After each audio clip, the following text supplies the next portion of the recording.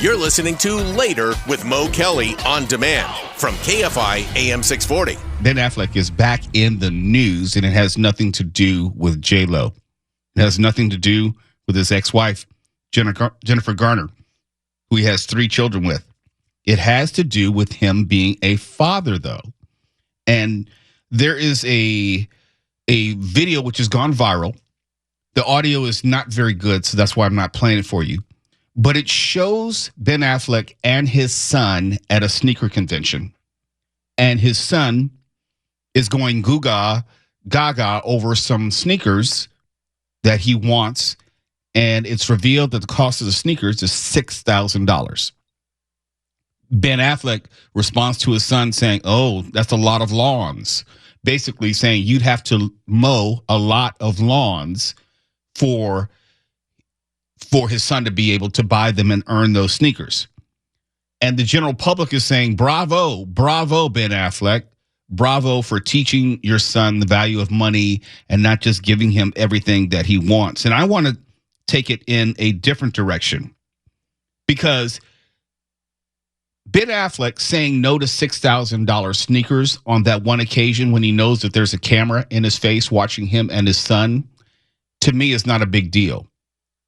If his son were to believe, and he did believe, that dad might buy him the $6,000 sneakers, that says to me that dad probably has purchased $2,000, $3,000, and $4,000 sneakers. And if you've ever been to a sneaker convention or know what goes on there, there are all sorts of exotics and one-offs and specialties. And, a lot of celebrities will go to these sneaker conventions and they will pay top dollar for these limited edition, special edition type sneakers. And $6,000 for a pair of sneakers is not unusual. It's high, but not unusual when a lot of these are collector's items. It's nice that Ben Affleck told his son no, but let's keep it real.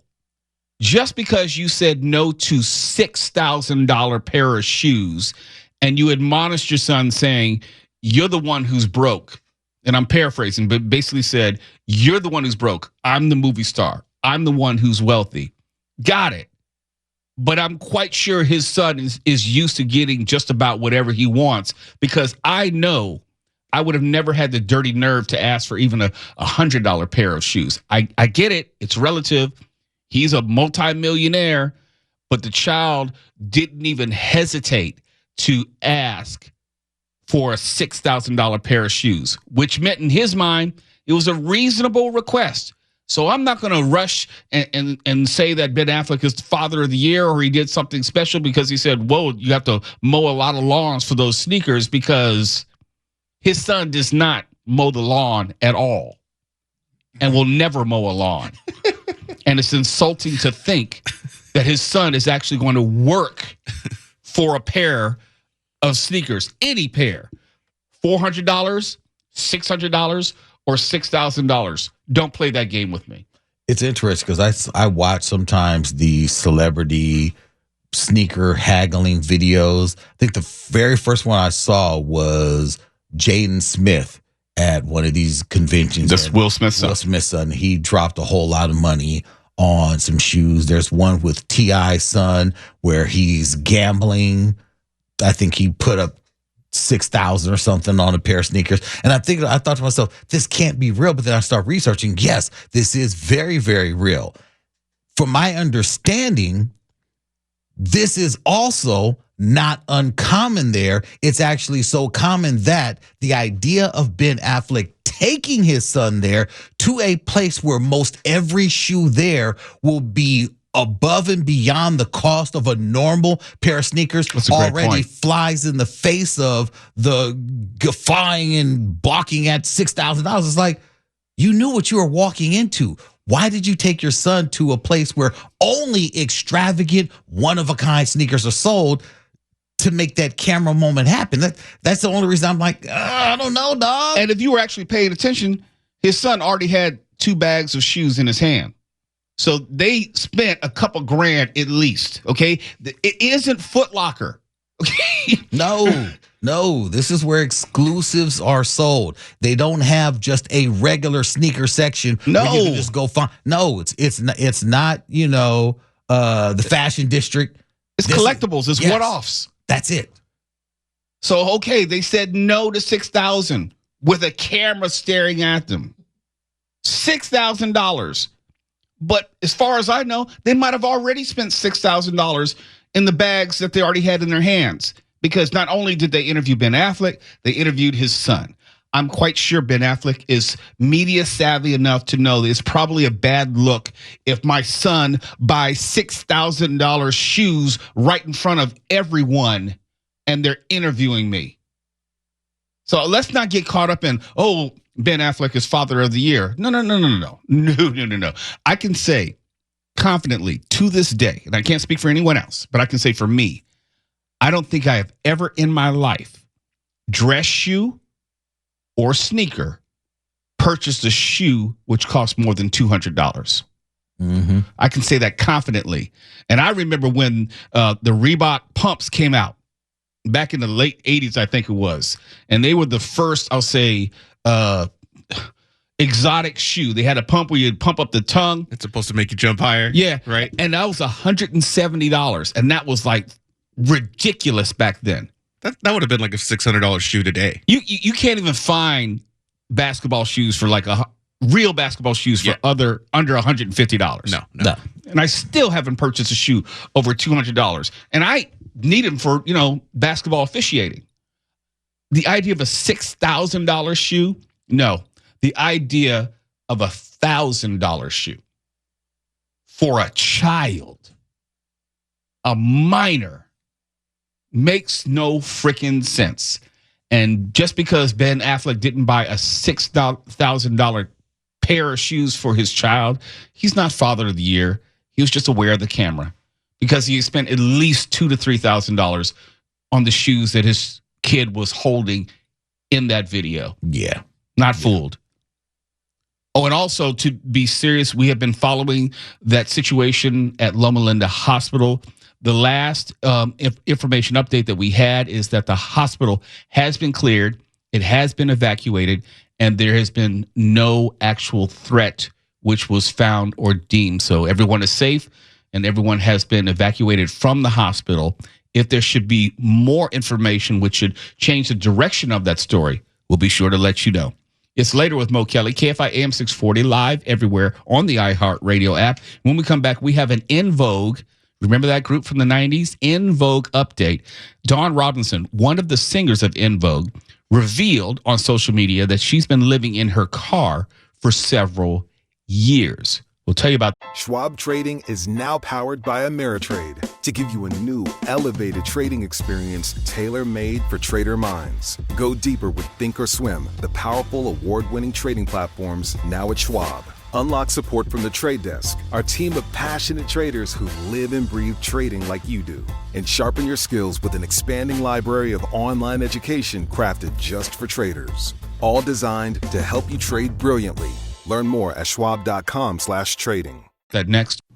You're listening to Later with Mo Kelly on demand from KFI AM 640. In Vogue, their song Hold On, without a doubt their biggest hit. It was the beginning of a career in which led to 20 million records sold worldwide. Big deal. Big deal. I remember seeing them when I was in college. Dawn Robinson, one of the members of In Vogue, is not singing anymore. She had dropped off, as far as public view, she dropped out of public view. I remember when I first started my radio career and I was on KTLK AM 1150, she did come on the air with us. She's always been a little bit enigmatic, different, if you will. And she dropped off the scene. Well, now she used her phone to record a video, and she made the admission that she had been living in her car for the past 3 years.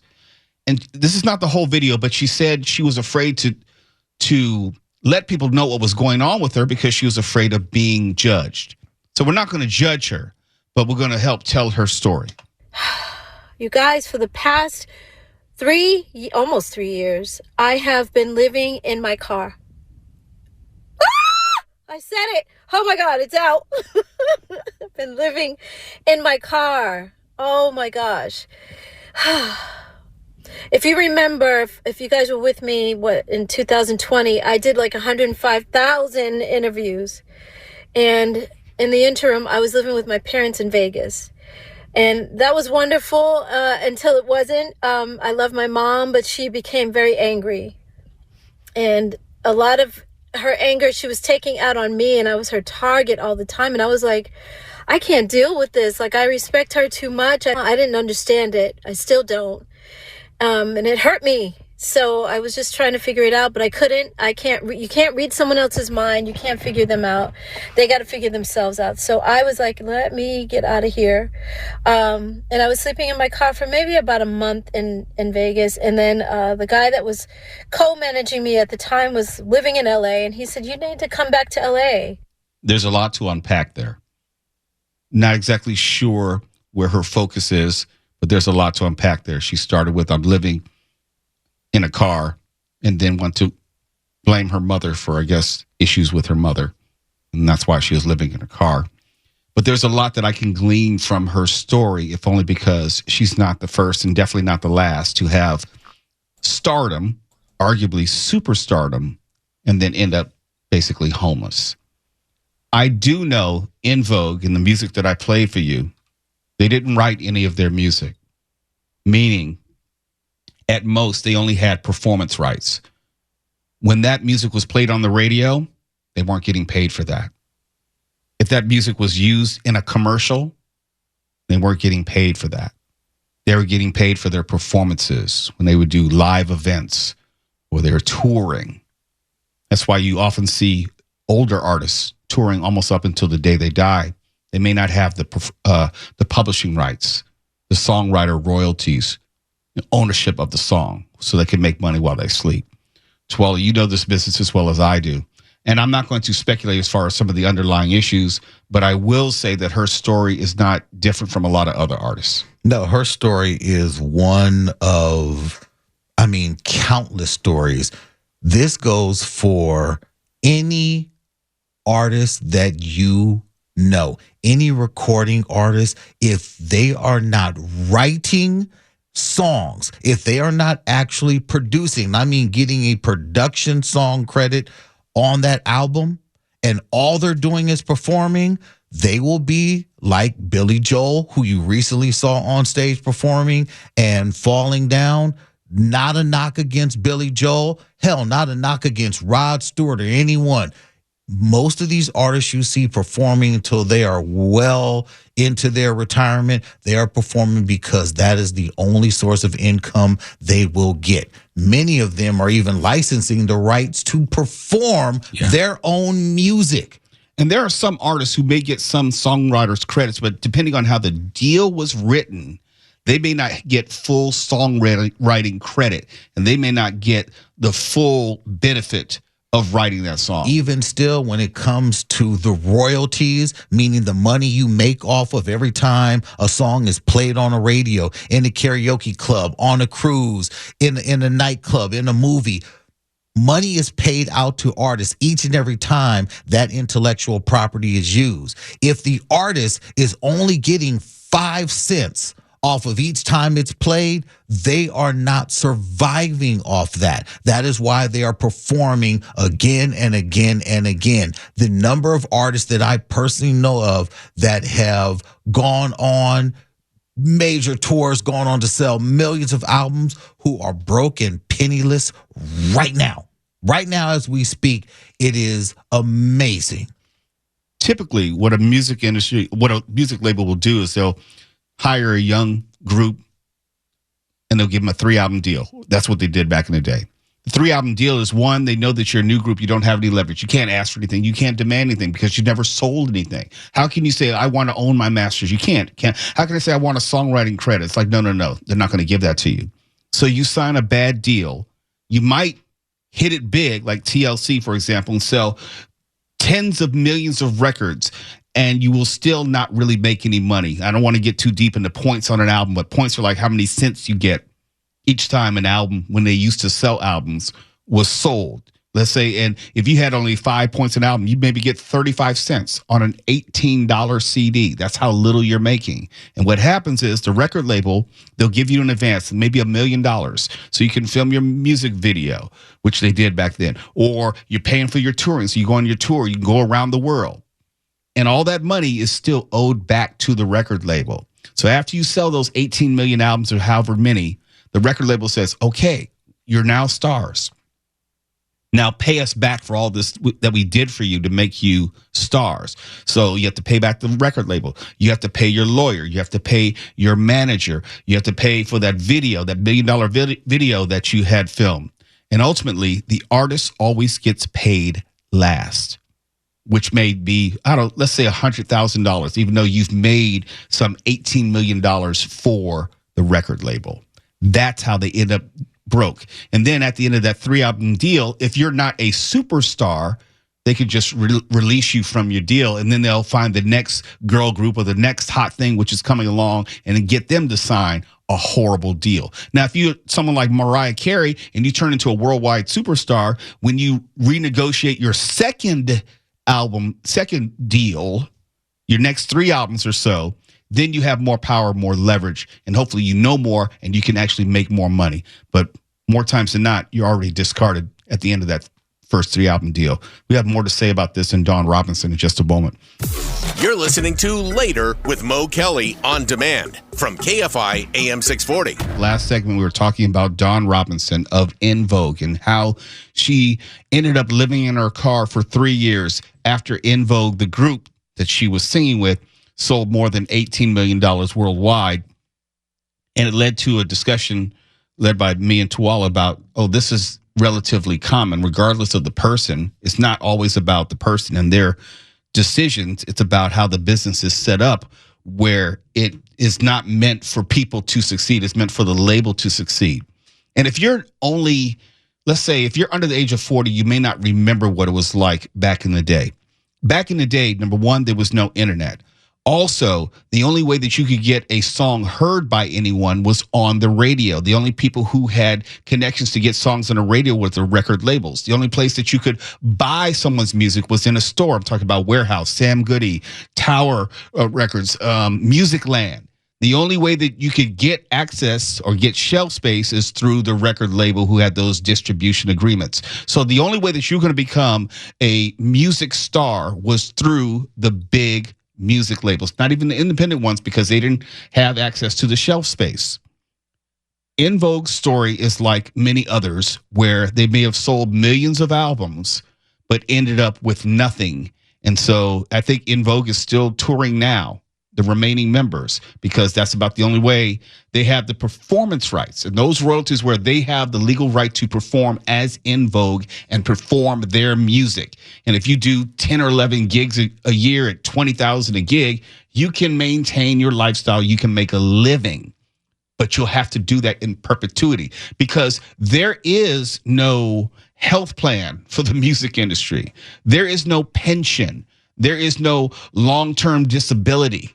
You have to keep yourself on that hamster wheel, presumably for the rest of your life, or find some other way to make a living. There are other artists who've managed to do it. Tuala, you were saying off air, and I'm not going to take it from you, but you know the history of Destiny's Child and Beyonce very well.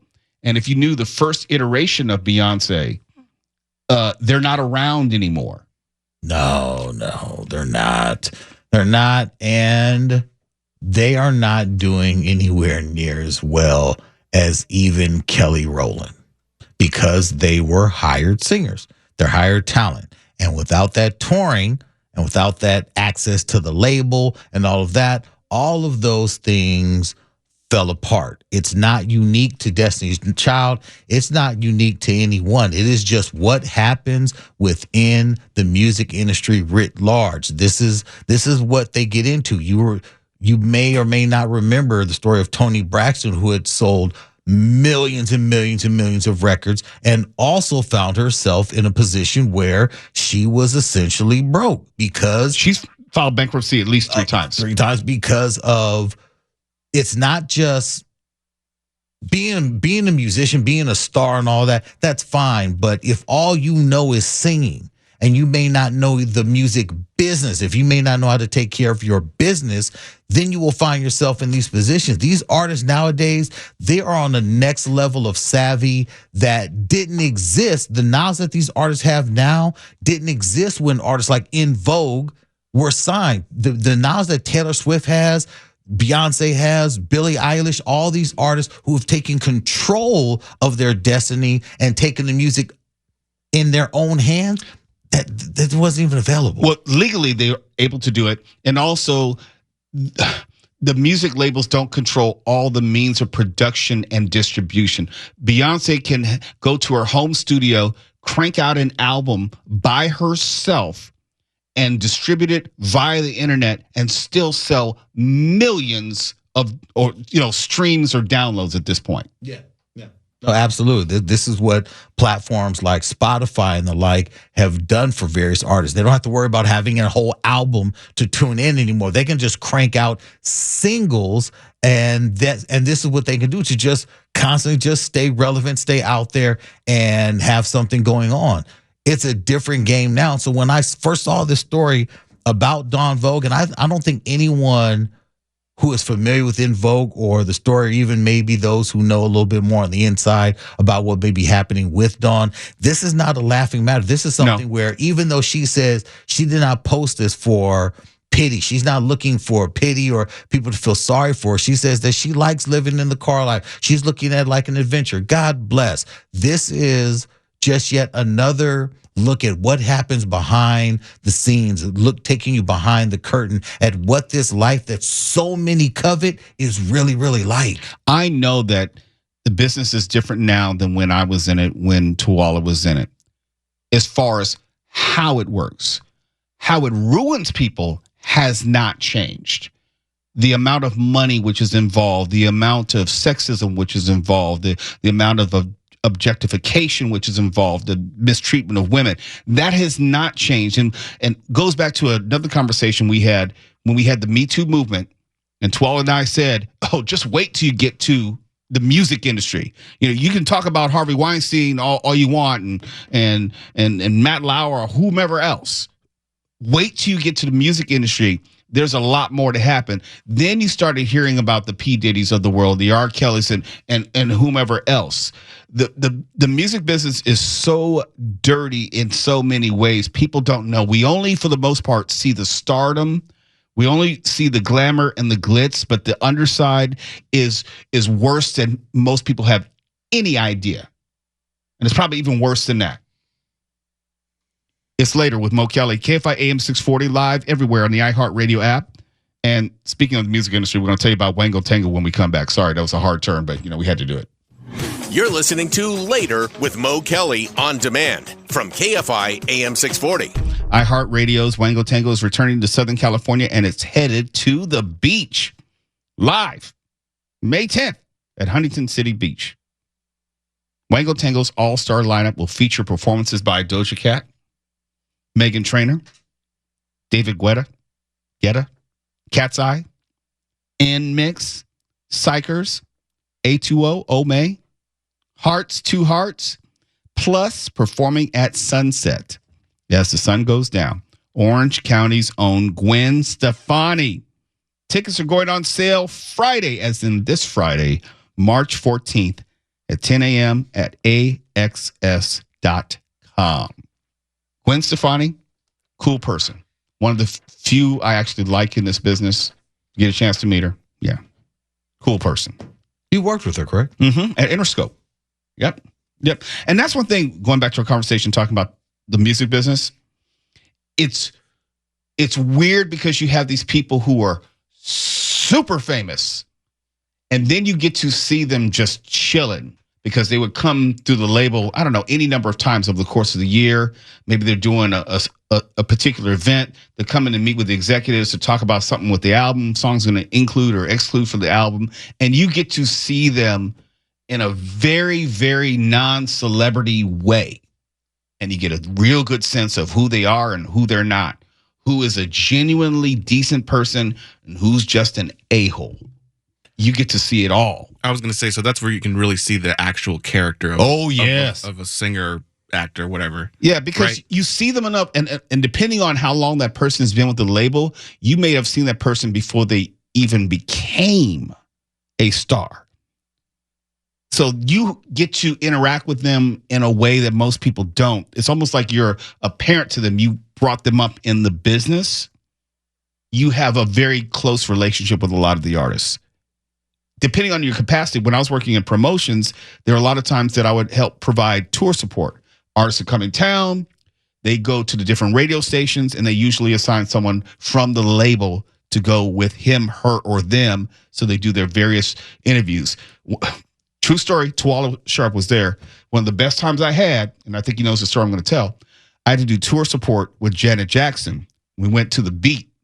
And I was in control of all the photos and who got to talk to Janet and take her to all the DJs so she could do her interviews. Oh, I was big stuff back then. Oh, yeah. Oh, it was fun. That was a major, It was day huge. Yeah, it was huge. That was major. Or you have DJs come in for listening parties where we would play the album in advance, or they give the DJs vinyl back then so they could hear it and start promoting it and start playing it, what they call in the mix. So you could, they would start to bubble up and there would be a story behind it. People would start requesting it. Good stuff. So to answer your question, yes, you get to know artists in a different way and you get to see that they're just people. Some are great. Some are not great at all. And it's true. Fame reveals who you are.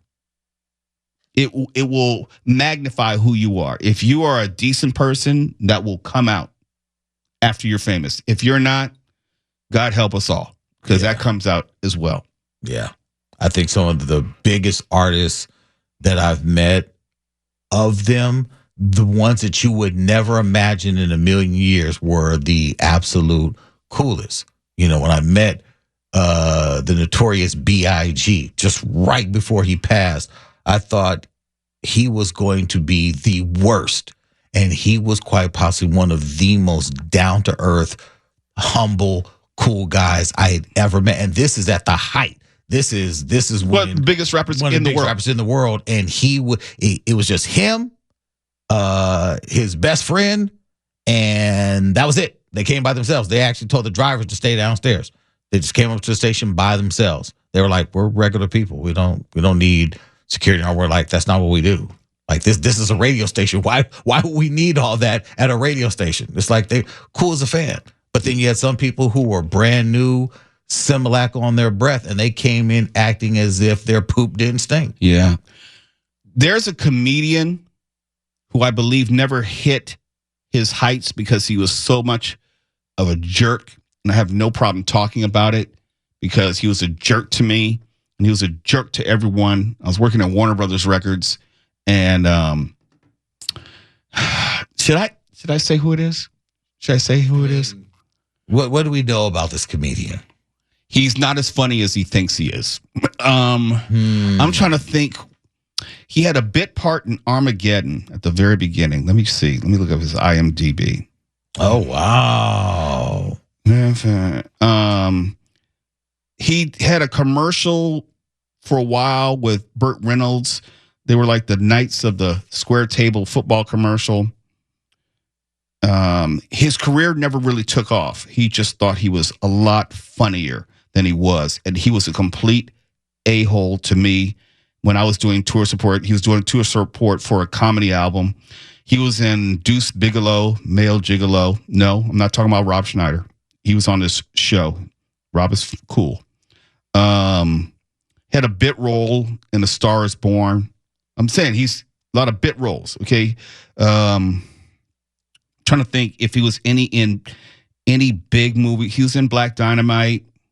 Oh, so he's a bit player. He's a bit player. And if you know, he was in Norbit. You would know him. I'll probably say his name right before the segment's over. It's just, he was on Chappelle's show. Did one episode with that. Scary Movie 3. Undercover Brother. He had a big part in Undercover Brother. You know this TV series, Malcolm and Eddie? Yeah. He was the Eddie. And I'm not talking about Eddie Murphy. Eddie Murphy's actually funny. Oh, okay. I think I figured it out. I would hope so. I gave a huge clue. Well, yeah. Look, let me be honest. There's certain people, I don't care. They will never be on a show with me. And I only spent one day with that person and never again. He was just disrespectful to the point where you ever see someone like, I don't want to root for them. It's okay if something bad happens to them in a career sense. That's the way I feel about that particular Eddie. And it ain't Murphy. I should say his name, shouldn't I? I know people are listening. Say his name. Say his name. Say his name. You know people are yelling right now. Eddie Griffin is not worth the time of day. And it's never going to be on this show. Go look that up. It's Later with Mo Kelly. KFI AM 640. We're live everywhere in the iHeartRadio app. No need to keep hitting refresh. We got this. KFI. And KOST HD2. Los Angeles, Orange County. Live everywhere on the iHeartRadio app. Your stomach is a mess and you feel lousy. Something is just off, but you don't know what. Yeah, we get it. You've tried every fad diet and supplement under the sun, and none of it worked. Here's the truth. Your gut's a mess, and your body is letting you know. You're just too busy, and you ignore the signs, making it worse. Viome gets straight to the point, analyzing your gut microbiome to give you a personalized health plan that actually works. Your gut is how your body processes everything that you consume. Stop ignoring the signs. It's time to do something real. Get Viome and fix your gut now. Dial **gut to get $110 off any test. That's *488 to receive a link to the offer.